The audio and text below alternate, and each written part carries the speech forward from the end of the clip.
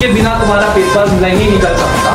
ये most important topic है। तो हेलो दोस्तों, वेलकम टू केमिस्ट्री डेमो। हमने प्रीवियस वीडियो में देख लिया था कि भाई डिसोसिएशन क्या होता है। आई होप तुम्हें समझ आ गया होगा। इस वीडियो के बाद हम कुछ वेंट फैक्टर के न्यूमेरिकल भी सॉल्व करेंगे। आज का जो वीडियो है वो है मेरा एसोसिएशन। अब एसोसिएशन क्या होता है पहले उसको समझ लो। यानी भाई मैंने दो मोल लिए एसिटिक एसिड के यानी CH3COH के, पर लेकिन कई बार कैसा होता था भाई एसिटिक एसिड जो है ना वो सॉल्यूशन में जाके अगर वहां पे बेंजीन प्रेजेंट है, कौन प्रेजेंट है? बेंजीन। तो क्या करता था आपस में कंबाइन हो जाता था। यानी एसिटिक एसिड ऐसा स्ट्रक्चर ड्रॉ कर सकता हूं। ये मेरा एक मोल एसिटिक एसिड, यहां पे देखो तो CH3C, यहां पे क्या लिखा मैंने OH, और यहां पे क्या लिखा डबल बॉन्ड। तो देखो ये ऑक्सीजन और ये हाइड्रोजन के बीच में क्या हो जाता था? Hydrogen bond. कौन सा बॉन्ड होता था? Hydrogen bond. यानी मैंने लिया तो 2 मोल था। कितना मोल? मैंने लिया तो 2 मोल था, लेकिन सॉल्यूशन में जाते ही कितना मोल हो गया? वो 1 मोल हो गया। कितना मोल हो गया? 1 मोल। यानी क्या हो गया? हाफ हो गया। हम वेंट फैक्टर की बात करें तो यहाँ पे देखते हैं कितना 1 मोल के अंदर वो एसोसिएट होता है। तो यानी समझो अगर मैंने 2 मोल लिया था तब कितना हो गया? 1 मोल हो गया। अच्छा अगर मैं 1 मोल लूंगा तो कितना हो जाएगा भाई? हाफ हो जाएगा या नहीं हो जाएगा? यानी मैंने लिया तो 1 मोल था, लेकिन सॉल्यूशन में जाते ही कितना हो गया? ये हाफ हो गया। यानी इस टाइम पे जो आई की वैल्यू मेरी आएगी वो कितनी आएगी मेरी? 1/2। कितनी आएगी? 1/2। ये कौन सी केस की बात हो रही है? जब वो हो मेरा 100% एसोसिएशन हो। क्या हो? 100% एसोसिएट हो। लेकिन जरूरी नहीं है कि हर एक आयन 100% ही एसोसिएट हो सकता है वो कई बार 100% एसोसिएट ना हो। तो उस केस में हम क्या निकालते हैं? हम निकालते हैं डिग्री ऑफ एसोसिएशन। क्या निकालते हैं? Degree of association. अच्छा इसको तुम हमारी एनसीईआरटी में बीटा के थ्रू बताया गया है। तुम अल्फा लिखोगे तो भी चलेगा। अब इधर आओ, कैसे निकालोगे? तो देखो वापस से मैं लिखूं यहाँ पे acidic acid CH3C double bond OH। कितना मोल लिया? 2 मोल। भाई क्या हो रहा है? ये सॉल्यूशन में जाके कितना मोल बन जा रहा है? 1 मोल। यानी क्या हो रहा है? कंबाइन हो जा रहा है किस बॉन्ड से? हाइड्रोजन बॉन्ड से।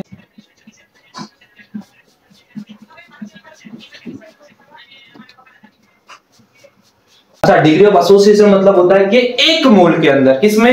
1 मोल के अंदर कितना मेरा सॉल्यूट एसोसिएट होता है, उसी को मैं बोलता हूं डिग्री ऑफ एसोसिएशन। तो यहां पे देखो तो यहां पे ऐसा लिख सकता हूं अगर 2 मोल था तो कितना हो गया?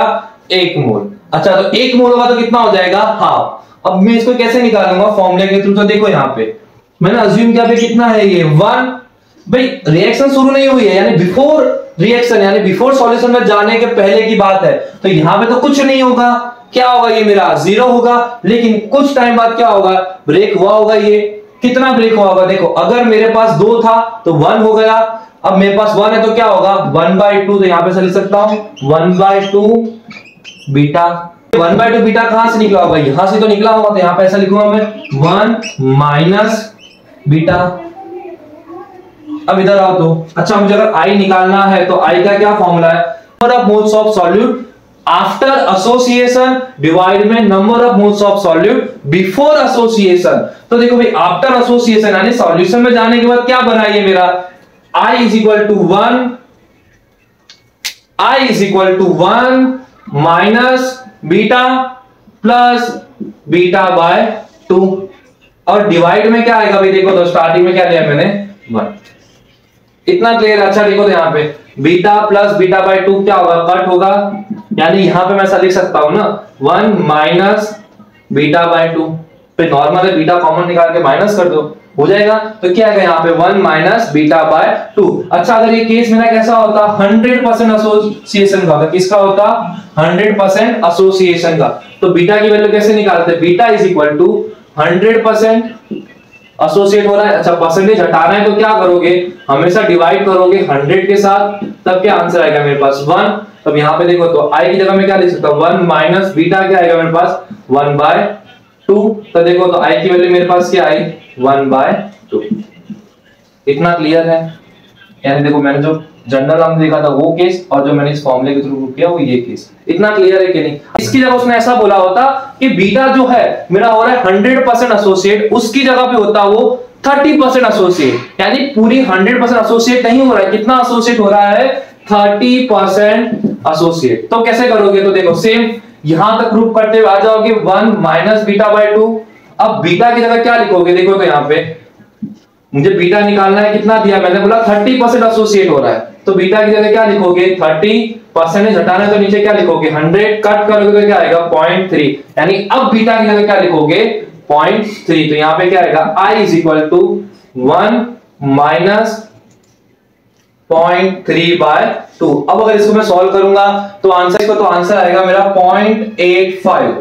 इतना क्लियर है? अच्छा, अगर तुमने एक चीज और नोटिस की हो तो ध्यान से देखना, तुमने एक चीज और नोटिस की हो तो यहाँ पे I की जो वैल्यू आ रही है ना वो कैसी आ रही है? देखो 1/2 मतलब क्या होता है? 0.5 होता है, यानी हमेशा I की वैल्यू क्या आ रही है? 1 से कम आ रही है, यानी ऑब्जर्व कॉलीगेटिव प्रॉपर्टी जो होगी वो थियोरेटिकल कॉलीगेटिव प्रॉपर्टी से क्या होगी?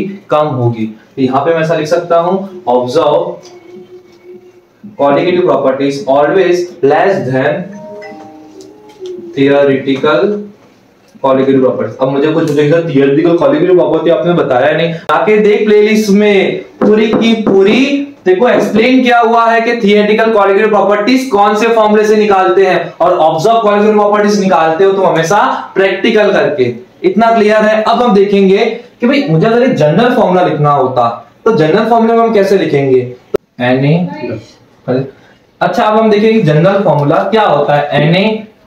यानी कि जो मैंने ए के कुछ n मोल लिए हैं वो सॉल्यूशन में जाके क्या हो जाएंगे? एसोसिएट हो जाएंगे। तो देखो मैं ऐसा लिख सकता हूं 1 इनिशियल, स्टार्टिंग में तो कुछ होगा नहीं, यानी बिफोर की बात हो रही है, तब क्या होगा? 0 0।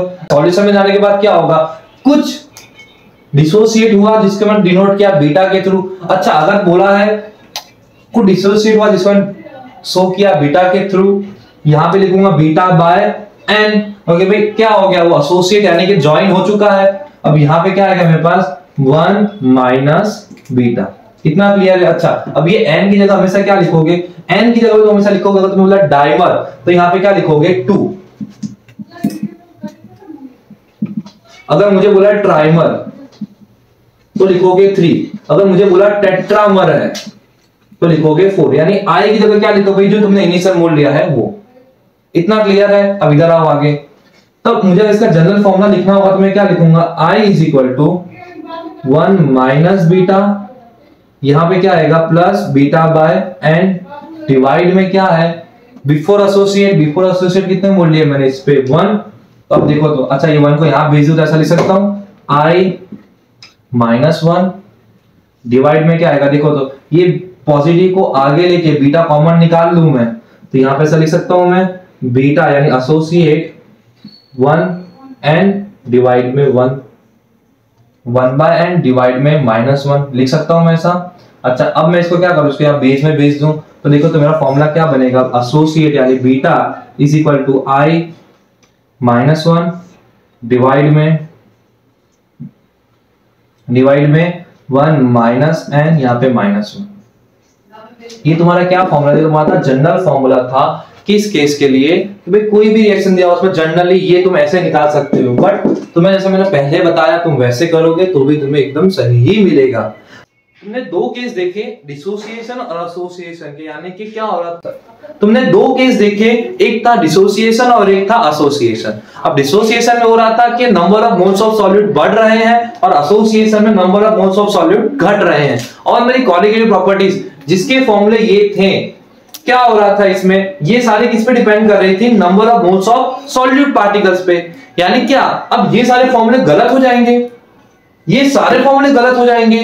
तो नहीं, ये सारे फॉर्मूले गलत नहीं होते। अब वेंटो फैक्टर के थ्रू तुम्हें ये पता चल जाता है कि सॉल्यूशन में कितने सॉल्यूट के मोल डिसोसिएट हो रहे हैं, कितने एसोसिएट हो रहे हैं। तुम क्या निकाल लेते हो? I की वैल्यू निकाल लेते हो। अब उस वैल्यू को क्या करो? कुछ मत करो, इसके साथ मल्टीप्लाई कर दो। यानी यहाँ पे I, इसको मल्टीप्लाई कर दो I के थ्रू, इसको मल्टीप्लाई कर दो I के थ्रू। तो यहां पे तुम्हें क्या मिल जाएगा? जो भी फैक्टर लगा होगा एसोसिएशन का, डिसोसिएशन का, जो भी इंपैक्ट तुम्हारा आएगा तुम्हारी कॉलीगेटिव प्रॉपर्टीज पे, तुम इसके थ्रू उसको सॉल्व कर पाओगे।